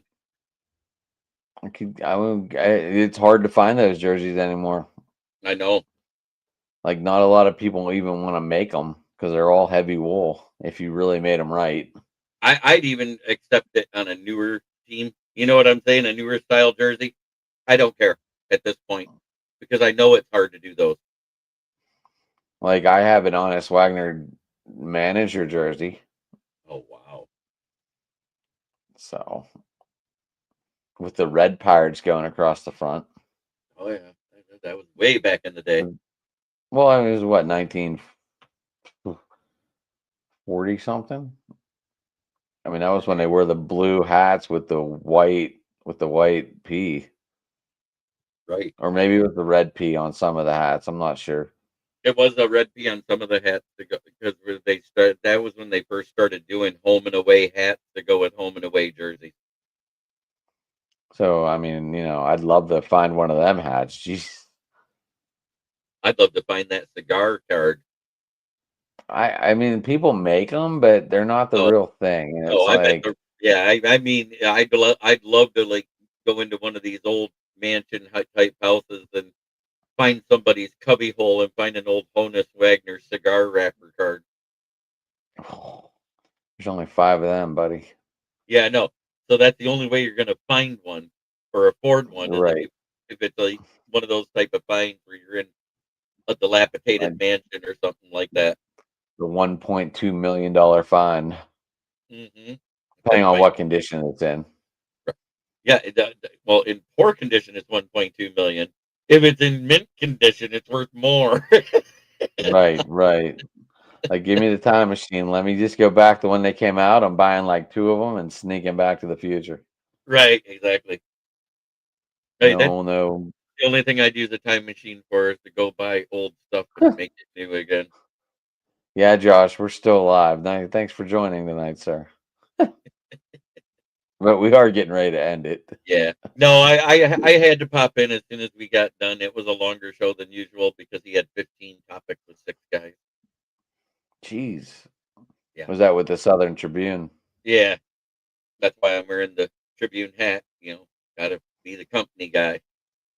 Right. You're a writer Right. for him. You got to go live with them. But I Right. wanted to come in just so I could say hi, and I wanted,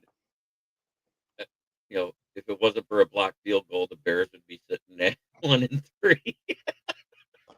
Unreal. Unbelievable. Isn't this crazy? But Jeremy, if you want to stick around for a minute after the show, we can talk for a little bit, but whatever. Sure. But if you want to tell people how to get a hold of you, that's cool. Well, on Twitter at Smoking Jeremy. On YouTube, it's Kneecap Biting with the Motor City Lions or Huddle Up Sports Network because I'm the show that follows Ken and Ken in the morning, which is where Ken the Bear fan is from. And I do usually 10 shows a week on my channel because I'm a guest on 2 and I do 8 of my own. Now I got a Saturday fantasy sports show. And that's fun. Busy as shit. Yes, sir. You can get me at Sports Talking It on Twitter, guys. You can get me over at Driving to the Top Productions on the YouTube channel. You can find me occasionally on Jeremy's channel on Wednesday night. You can find me here on Wednesday night. I don't know. Rich is supposed to be released from the hospital tomorrow. That's what he said earlier on the show. He did it live from the bed. I saw that. From the hospital. I commented on Ken's Twitter, but evidently you guys didn't see it. No, but as you see, Josh commented on my Twitter, and it's there. Yep. So I probably should have commented on yours. I think it's the shared ones that you don't get it. You know what I'm saying? Right. So yeah, you can get me a Driving to the Top over there. I know we're live on that channel tonight because I shared it on that channel. But yeah, find us here every Tuesday, Wednesday. Well, I'll be here Tuesday, Wednesday, but you can find the rest of the crew. Lately, we're trying to get on schedule wrap. So, but I like it when they just come live because that means they're being productive. Amen, brother. But everybody, thanks for tuning in. Thanks for the comments. And everybody have a good night, guys. Or Jeremy's saying go. Try every day to be a better person than you were the day before because that's the only way to make the world a better place. It starts right here. Absolutely.